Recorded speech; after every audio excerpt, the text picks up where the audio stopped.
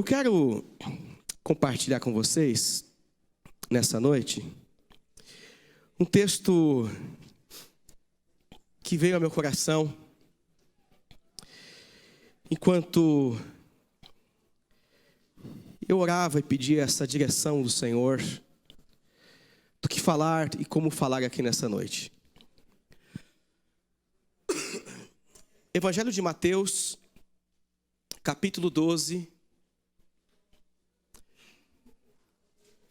Evangelho de Mateus, capítulo 12. Amém.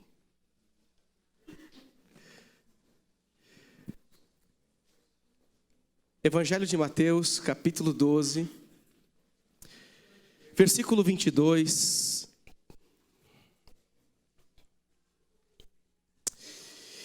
É o texto que nós vamos ler.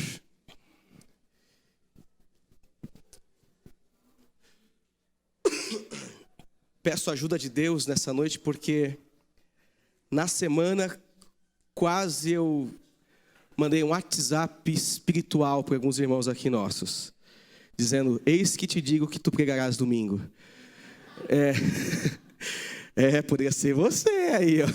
Vai que Deus manda, né? Enfim, Deus manda, você tem que obedecer. O pastor aqui tem toda a autoridade nos céus e na terra. Oh, Senhor Jesus.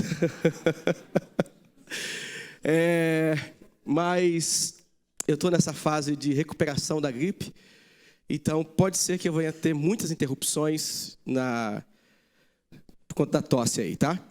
Então, Evangelho de Mateus, capítulo 12, versículo 22, diz assim, vamos ler até o versículo 25.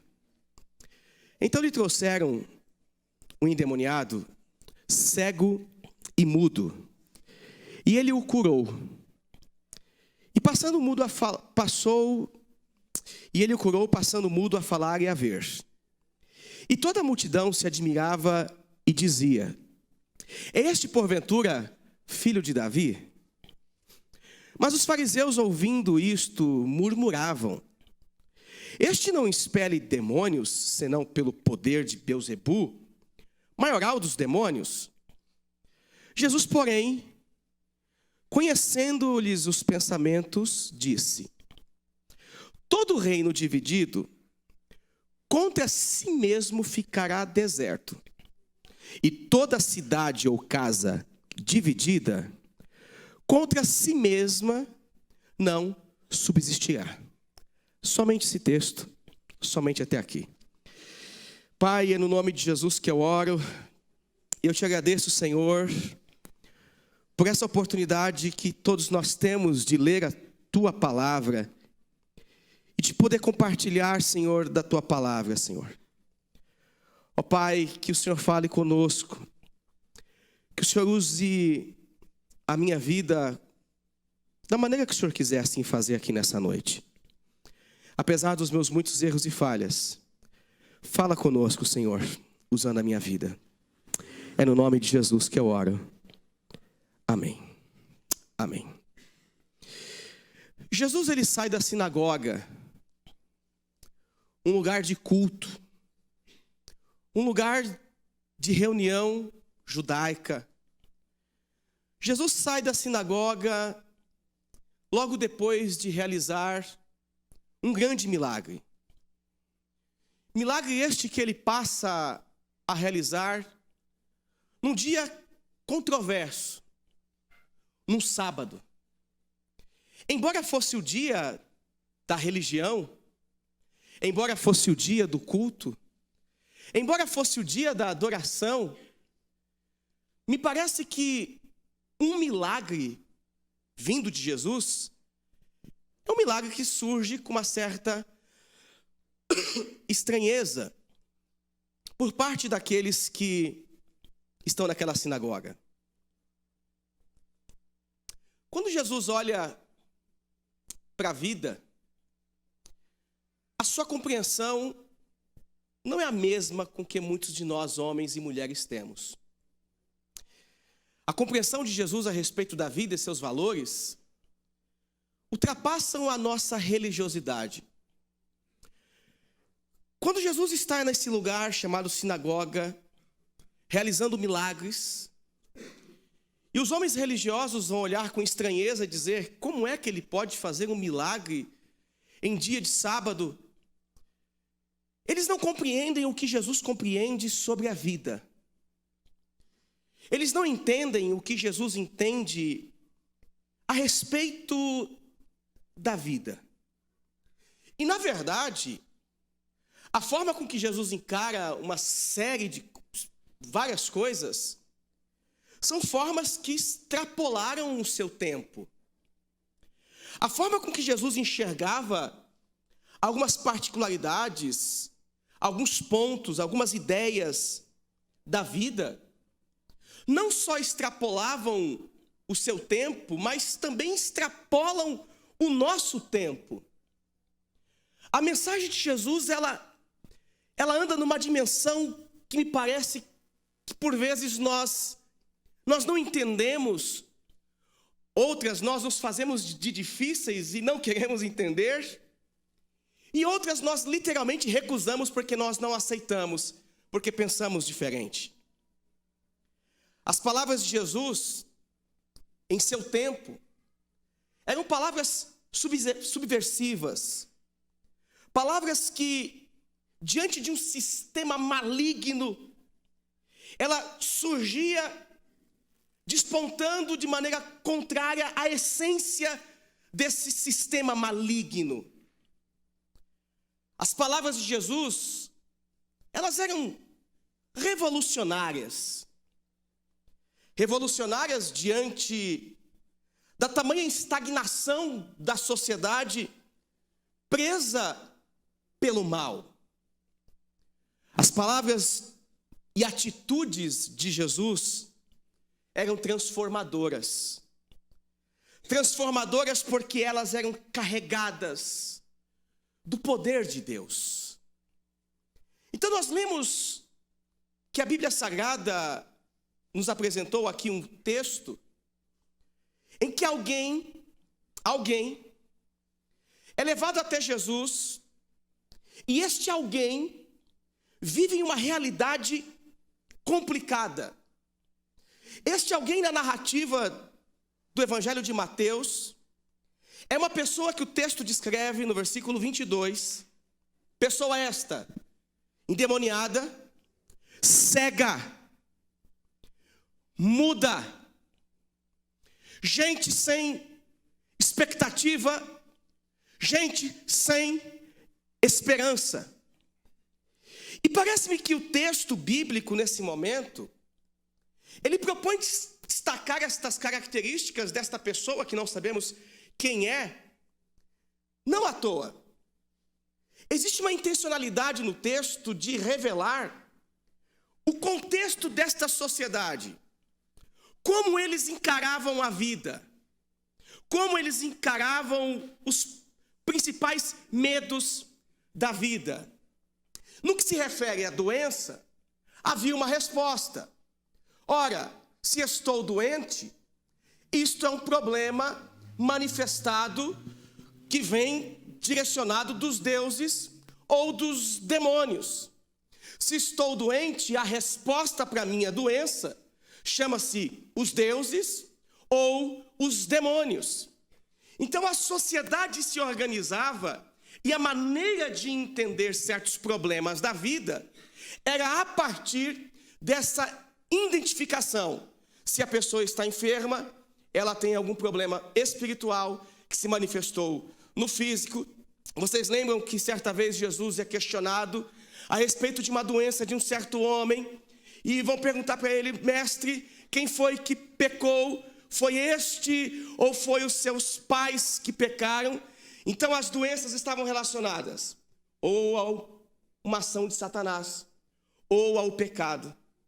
E o texto descreve então que Jesus recebe essa pessoa endemoniada, cega e muda. E imediatamente o texto vai dizer, no versículo que nós lemos: passou o mudo a falar e a ver. Passou o mudo a falar e a ver. O texto não destaca aqui a possessão. porque não é o objetivo do texto falar sobre isso. Isso faz parte da sociedade. O fato é que Jesus está aqui fazendo algo que para a sociedade era impensado. Quem é que tem poder de trazer a cura, a saúde para alguém miserável e desprovido de graça e de bondade? O Cristo surge como este realizador de poder, de milagres, de cura, subvertendo a mensagem que se pregava naquele período, dizendo: opa, o reino de Deus é chegado entre vós. O reino de Deus é chegado entre vós. Então esse episódio, ele passa a nos revelar de maneira objetiva Jesus, com todo o seu poder, com toda a sua autoridade dada por Deus, fazendo grandes coisas em prol da sociedade. E é levantada uma pergunta, no versículo 23. Toda a multidão admirava-se, ficavam admirados, e eles diziam assim: é este, porventura, o filho de Davi? Em outras palavras, eles estavam dizendo: é este o Messias? É este aquele que há de vir, ou que foi prometido, profetizado lá no Antigo Testamento? É esse de fato o Messias? Porque se é esse o Messias, agora vem uma outra expectativa. Se este aí que cura é o Messias, então a gente vai sair da condição que nós estamos. Se esse é o Messias, nós que aguardávamos a restauração da nação de Israel, opa, chegou o tempo. Israel vai ser restaurado em todo o seu poder, glória e autoridade. Nós estaremos de volta no topo do mundo. Os impérios vão cair, porque o Messias veio devolver para nós a nossa glória, que hoje está na mão do imperador, está na mão de Roma, está na mão de um sistema corrupto, emancipado de Deus. Então, a expectativa enche o coração de alguns com essa pergunta: é esse o Messias? É esse o filho de Davi? É esse que vai restaurar Israel, a sua glória, o seu poder, a sua grandeza? Mas logo o texto passa a mostrar a insatisfação desses religiosos, desses homens intitulados aqui como fariseus. E o versículo 24 que nós lemos vai dizer assim: mas os fariseus, ouvindo isto, murmuravam: este não expele demônios, senão pelo poder de Beelzebu, maioral dos demônios. Ou seja, se esse indivíduo aí foi curado, ele foi curado porque esse que expulsou tem associação com Beelzebu, com Satanás. Então, gente, pega lá, não vamos acreditar que isso é Messias, que isso é o Cristo, que isso é o filho de Davi, porque na verdade não tem nada de filho de Davi. Aí quem está falando e manifestando-se é o Beelzebu. E eles tentam dar uma explicação para algo que é inexplicável. Eles tentam justificar aquilo que eles não tinham capacidade de fazer, denegrindo a imagem daquele que estava sendo visto e reconhecido como filho de Deus, como Messias enviado pelo próprio Deus. Então, qual é a explicação que os fariseus vão dar frente ao problema que eles estão enfrentando agora? Pega lá. Se nós temos diante de nós aqui alguém fazendo milagres, e nós não temos essa autoridade, o que eu tenho que fazer? Reduzir. Diminuir. Anular. Criticar, dizer: esse aí não tem parte com Deus, não. Esse aí não tem influência vinda de Deus, não. Não tem nada a ver com Deus. Não tem nada a ver com Deus. Ele expele, senão pelos demônios, senão pelo poder de Beelzebu. Gente, escute isso aqui, por favor. Escute isso. Hoje eu vou falar o mais baixinho possível. E vocês vão me ouvir tossindo um bocado. Então não diga que a pregação está carnal, por conta das minhas tosses. Se alguém tiver crente ungido aí, põe a mão aqui, que vai que eu sou curado agora, né? Mas geralmente, escute isso. Os que acham que mais sabem na vida ou da vida, você já parou para perceber que são esses que mais criticam pessoas? Os que acham que mais sabem são aqueles que mais criticam. Você já parou para pensar nisso? Você já se deparou com gente assim? Gente que às vezes mais acha que sabe, são esses os maiores críticos em várias áreas ou aspectos da vida. Mas não são críticas com o objetivo de construir alguma coisa. Esses que mais sabem criticam sempre com o objetivo de depreciar ou diminuir a pessoa, porque se ele não sabe, quem mais poderá saber? Se ele desconhece, quem conhece? Se ele nunca viu, por que ele não soube antes? Esses homens são os que mais sabem. Só que agora, diante dessa situação, eles estão depreciando. Escute isso. Geralmente aqueles que mais se acham donos da verdade, não são esses que mais acusam os outros de não ter verdade alguma? Os donos, aqueles que se acham donos da verdade, geralmente são esses que mais acusam os outros, dizendo que ninguém tem verdade alguma, a não ser eles mesmos. Os fariseus aqui estão diante de um dilema. Nós não sabemos o que está acontecendo. A gente não aceita o que está acontecendo.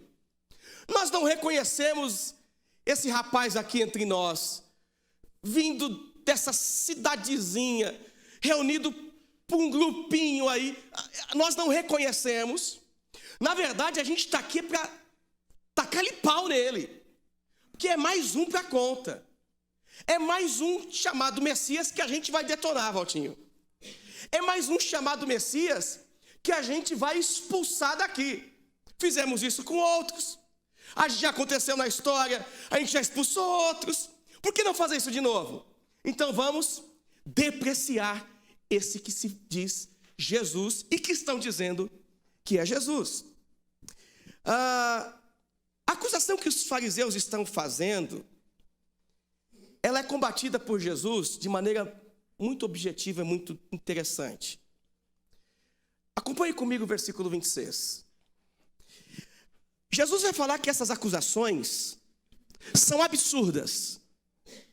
Absurdas por quê? Olha só o que ele diz. Acusações são absurdas. Absurdas por quê? Versículo 26. Se Satanás expele a Satanás, dividido está contra si mesmo. Como, pois, subsistirá o seu reino? É uma acusação absurda. Se Satanás expele a Satanás, como é que subsistirá o seu reino? Tem alguma contradição nessa acusação que vocês estão fazendo ao meu respeito. Essa acusação não é somente absurda, como também ela é inconsistente. Veja o versículo 27. Olha só como é inconsistente. E se eu expulso demônios por Beelzebu, por quem os expulsam vossos filhos? Pega lá. Se eu expulso demônios, então percebam que a prática do exorcismo era uma prática constante, comum naquele período, quer dizer, em todos os períodos. Se eu expulso por Beelzebu, por quem seus filhos expulsam? Quer dizer que eu sou o parceiro de Satanás. E os seus filhos que fazem o mesmo? E os seus filhos que também têm essa prática? É o texto que está dizendo. Não sou eu, não. Jesus não diz que essa acusação é tão absurda porque ela é uma acusação inconsistente. Jesus coloca as próprias ações de outros grupos e diz que essas ações são juiz da minha própria atitude. Se eles expulsam por Satanás, quer dizer, por Deus, por que eu? Por que eu sou por Satanás? E depois, o verso 28 vai dizer assim: trata-se de uma acusação que se desviava da verdade. Antes de falar, sabe aquela situação em que você é encurralado lá na sua casa, sabe, Antônio Carlos, quando as suas mulheres te encurralam e você só por ser o cabeça da casa se achar que tem toda a autoridade e você quer subverter a verdade com uma mentira? Alguma mulher aqui passa por isso? Em que você tem razão, mas o seu marido não dá o braço a torcer e sustenta aquilo só porque ele é a autoridade da casa, ele que manda lá, e aí ele não se dobra e não reconhece a verdade. Na minha casa acontece ao contrário, eu sempre tenho a verdade. Aí eu tento fazer e a Priscila vai lá com uma conversinha fiada, não sei o que lá. Exatamente isso. O versículo 28, me parece que Jesus está dizendo: olha, vocês não estão reconhecendo porque vocês estão desviando o foco. Não desvie o foco, não. Não desvie-se da verdade, não. Não pare de historinha, enxergue o que está diante de vocês. Versículo 28. Se, porém, eu expulso demônios pelo Espírito de Deus, então, certamente é chegado o reino de Deus sobre vós. Não desvie-se do foco. O reino de Deus é chegado entre vós. Esse é o foco. Esse é o objetivo. Essa é a revelação. Essa é a verdade. O reino de Deus é chegado entre vós. Por isso que Jesus, conhecendo o coração dessas pessoas, ele no versículo 25, que é o versículo central dessa minha pregação nessa noite, ele acusa esses homens, ele diz a esses homens as seguintes palavras: Jesus, porém, conhecendo-lhes os pensamentos, disse: todo reino dividido contra si mesmo ficará deserto, e toda cidade ou casa dividida contra si mesmo não subsistirá. Então seria impossível, nas palavras de Jesus, ele pertencer e querer anunciar de um reino e ao mesmo tempo pertencer ao reino de Satanás, porque ele expulsa os demônios em nome de Beelzebu, de Satanás. Seria impossível. E por que é impossível? Porque ele está dizendo que todo reino dividido ficará deserto e cairá. E cairá. Não existe subsistência, sobrevivência. Não existe prosperidade em lugar que permanece, que reina a divisão. Não existe vida no meio da divisão. A divisão, ela separa pessoas em grupos, nós e eles. A divisão nos faz construir muros.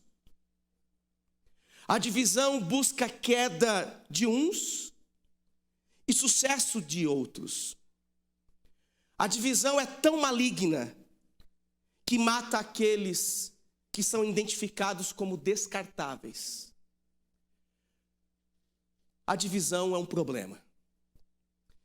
E cá para nós, quantos de nós aqui já não provamos desse mal, seja a medida que for, dentro da escola, do trabalho, da família, em ambientes mais improváveis? Quanta gente aqui não provou e não está provando da divisão? A divisão, ela destrói um reino. É por causa da divisão que muitas igrejas foram abertas. É por causa da divisão que muitos ministérios foram fundados. É por causa da divisão que muitos homens cheios de autoridade passaram a ser chamados de deuses.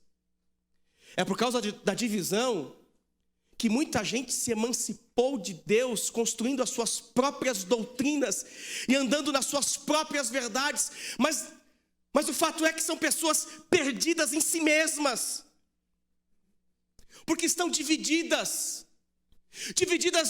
de outros, divididas em casa, divididas na vida.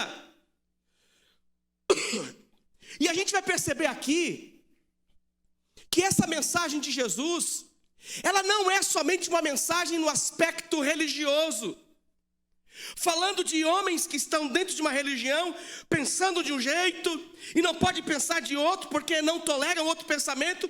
Me parece que essa mensagem de Jesus é uma mensagem relacionada para a vida, porque as divisões na vida causam problema. As separações que nós fazemos, as pessoas que nós expulsamos da vida, a gente enfrenta grandes problemas. Todo reino dividido contra si mesmo ficará deserto. E aí, quando eu penso nessa questão da divisão, eu penso que a Bíblia nos orienta a uma vida de extrema unidade, união. Goste você desse tema ou não, o tema unidade é um tema da Bíblia. Goste você de mim ou não, o tema unidade deve fazer parte da nossa comunidade, da nossa igreja. Eu preciso de você. Goste você ou não, você precisa de mim. Em alguma coisa da vida você precisa de mim. Espero que não seja dinheiro. Tá difícil. Mas nós precisamos uns dos outros.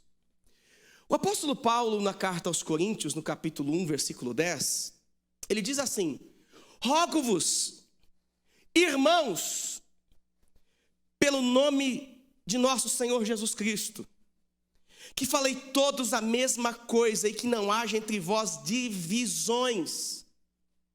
Antes, sejais inteiramente unidos, na mesma disposição mental e no mesmo parecer. Gente, igreja é um lugar de indivíduos diferente. Eu penso de uma forma, a Joelma pensa de uma outra forma. Cada um aqui, de repente, em relação a um assunto, pensa de um outro jeito. Só que pensar de maneira diferente não nos divide, Adenilson. Porque o que nos une é muito maior do que o que nos separa. Isso não nos divide. Isso não nos divide. Isso não nos separa. Paulo aos Filipenses, no capítulo 2, versículo 2, diz assim: completai a minha alegria, de modo que penseis a mesma coisa, tenhais o mesmo amor, sejais unidos de alma, tendo o mesmo sentimento. 1 Pedro capítulo 3, versículo 8 diz assim: finalmente, que todos vocês tenham o mesmo modo de pensar e de sentir. Amem uns aos outros e sejam educados e humildes uns com os outros. Uns com os outros. Todo reino dividido não prospera. Todo reino dividido não avança. Aí eu me pergunto, se essa ideia de reino aqui do texto de Mateus está relacionado com a vida, quais são as áreas da vida que estão divididas em você? O que implodiu? O que foi destruído? Eu quero nessa noite aqui acreditar que Deus te convida para uma vida de restauração, porque a sua mensagem é restauradora e transformadora. A sua mensagem é renovadora. A sua mensagem é cheia de esperança. A sua mensagem é cheia de vida. Quais foram as áreas que se dividiram? Por alguma razão. Quais pontos da vida se dividiram por alguma razão? Voltando às palavras de Jesus, Jesus está aqui dizendo que todo reino, então, ele ficará deserto, toda cidade dividida, ela não vai subsistir. E eu digo isso porque eu acredito, meus irmãos, que Jesus ele está olhando para o homem interior e dizendo: gente, vocês produzem frutos, e esses frutos vêm das práticas que vocês têm na vida. Então não tem como ter divisão na vida de vocês. Se a árvore é boa, produz frutos bons. Por que eu estou dizendo isso? Porque na continuação do Evangelho de Mateus, capítulo 12, versículo 33, ele vai falar sobre fruto. Veja só, por favor, lê comigo. Evangelho de Mateus, capítulo 12, versículo 33. Ele está falando sobre o reino. Reino dividido não subsiste. É um absurdo do que estão me acusando. Eu tenho uma mensagem de fato transformadora. Só que olhem para mim. Se vocês identificam o reino de Deus, ou então ele é chegado entre vós, se vocês entendem que os milagres que eu faço, o fruto desse milagre vem de Deus, então isso significa que vocês precisam dar crédito para o Espírito Santo de Deus agindo através de mim. Essa é a mensagem de Jesus. Por quê? Versículo 33. Ou fazei a árvore boa e o seu fruto bom, ou a árvore má e o seu fruto mau, porque pelo fruto se conhece a árvore. O texto tem uma relação direta com o fruto. Jesus, ele foi o que foi, manifestou o que manifestou, revelou o que revelou, porque a sua essência era boa. A sua essência era boa. E ele vai dizer: se a árvore é boa, frutos bons. Se a árvore é boa, frutos bons. Se a árvore é ruim, frutos ruins.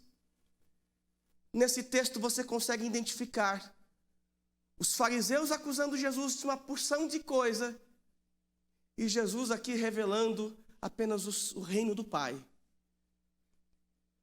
Aí Jesus vai continuar dizendo para esses fariseus: raça de víboras, como podeis falar coisas boas sendo maus? Porque a boca fala do que está cheio o coração. O homem bom tira do tesouro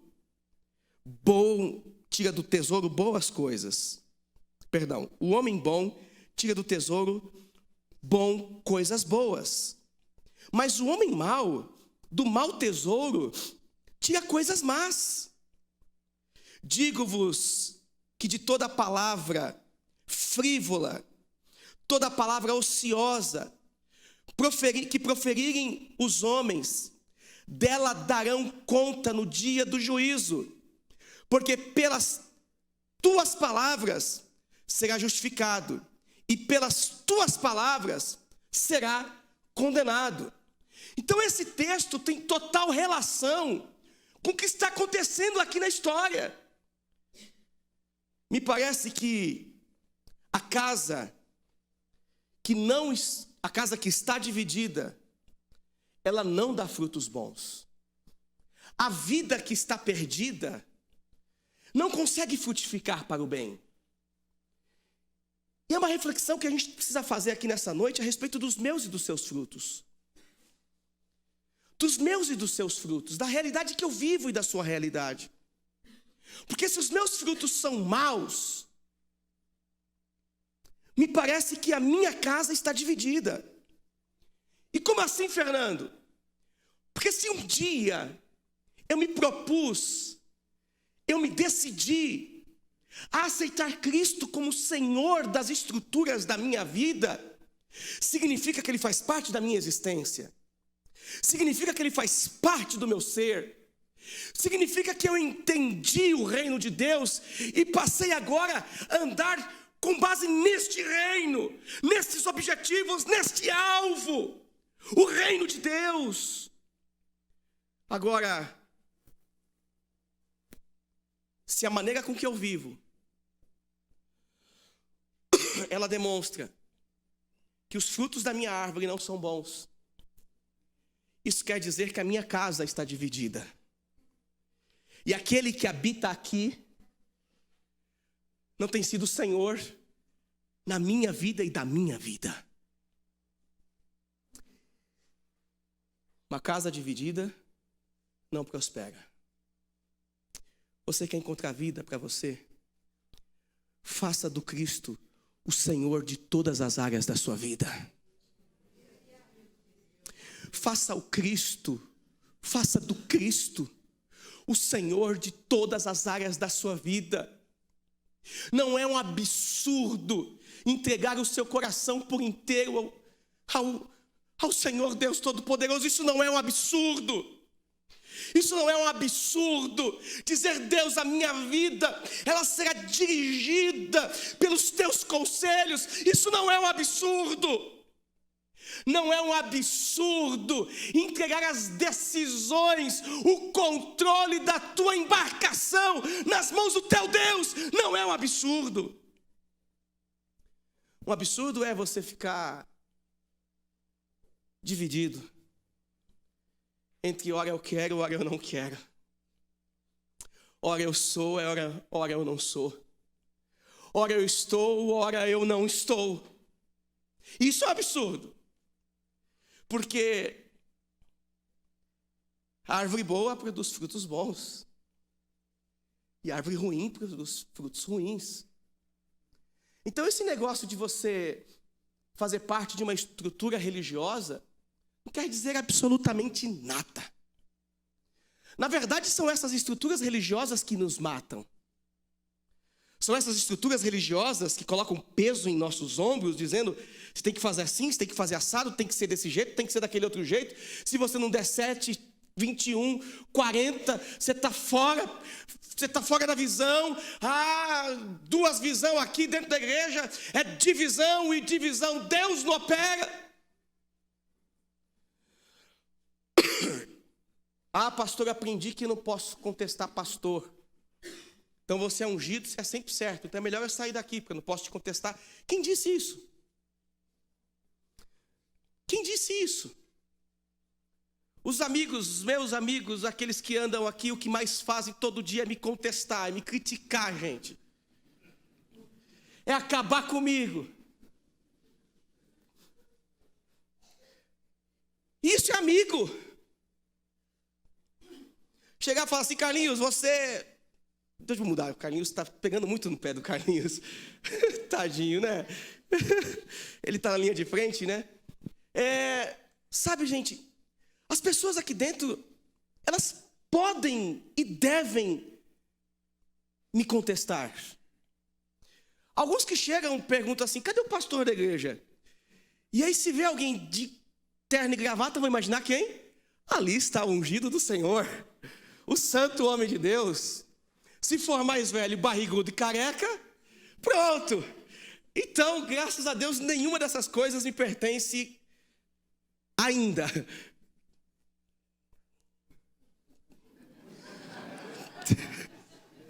Não sei. Só porque eu estou debilitado hoje, né, gente? Aqui você pode contestar. Aqui você pode criticar. Aqui você pode dizer, pastor Fernando, você falou outro dia lá, eu não concordo não. Eu vou dizer glória a Deus que você não concorda. E obrigado por ter falado. E eu posso tentar fazer te explicar. E vai que eu estou errado mesmo. Eu vou aprender. Uai. Mas a gente precisa entender que nós fazemos parte de um reino. Que Jesus vai dizer que esse reino é constituído não por maiores e menores. É um reino de amigos. É um reino que todo mundo senta na mesa. É um reino que todo mundo senta na mesa. Você senta na mesa com essa pessoa que está do seu lado e partilha do pão. Não é porque a gente é melhor do que aqueles que estão lá e nós que estamos aqui. Não, gente. Não tem nada a ver. Nada a ver. Todos podem sentar nessa mesa e todos que chegarem tem lugar para mais um. Mas o reino dividido não subsiste. Porque a gente vai dividindo a igreja, a vida, o nosso coração, aquilo que deveria ser máxima prioridade em nós, a gente vai dividindo e não subsiste. Como que anda o teu coração? Quem é Senhor da tua vida? Quem é Senhor na tua casa? Quem é Senhor no teu ambiente de trabalho? Quem é Senhor quando você está prestes de fechar um contrato? Quem é Senhor? Quem é Senhor da tua vida quando você vai dar um troco? Quem é Senhor da tua vida? Quando você vai dar o troco e literalmente quando você vai dar um troco financeiro. Quem é Senhor da tua vida? Quem é Senhor da tua vida?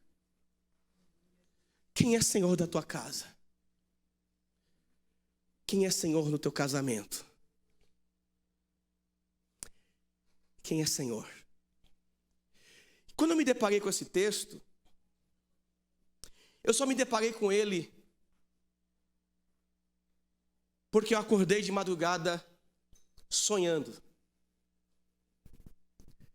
Sonhando em que eu estava num ambiente dividido. Isso me trouxe tamanha angústia, dor. Porque, irmãos, se existe uma coisa que nós tentamos, é não proporcionar divisões entre nós. Não existe o pastor Fernando que é o maior. Não existe o diácono, o presbítero. Os nossos títulos pouco importam. O que importa é quem somos. O que importa é quem você é. E aquilo me trouxe tamanha angústia. Eu disse, Deus, livrai-nos do mal.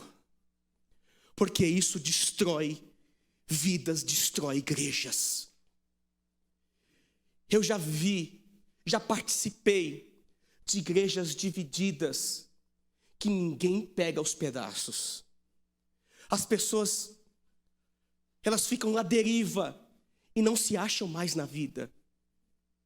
Bem como eu já vi pessoas que foram divididas na alma e para se recuperar, só um milagre de Jesus Cristo.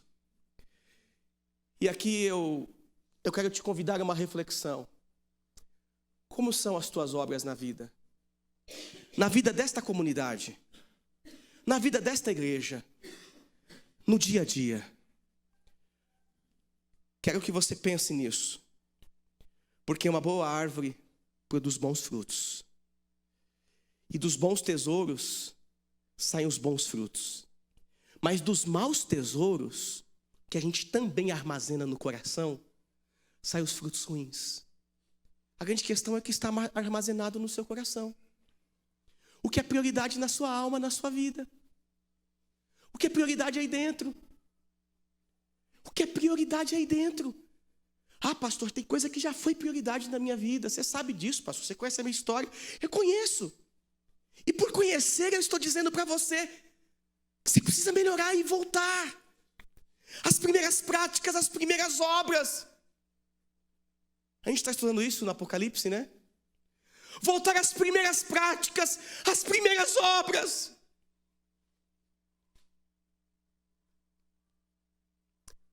O homem bom tira do tesouro bom coisas boas.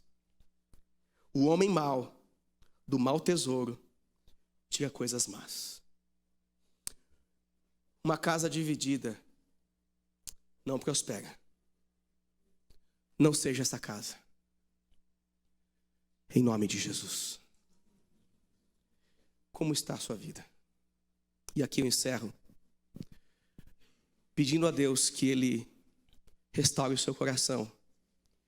E diga a Deus, não me deixe experimentar a divisão da alma.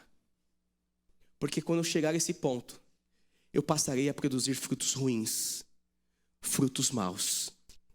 E eu não quero produzir frutos ruins. Eu quero glorificar o teu santo nome para sempre. Eu quero glorificar o teu santo nome para sempre. Eu quero te exaltar com a minha vida. Eu quero te glorificar com a minha vida. Eu quero te glorificar com a minha vida.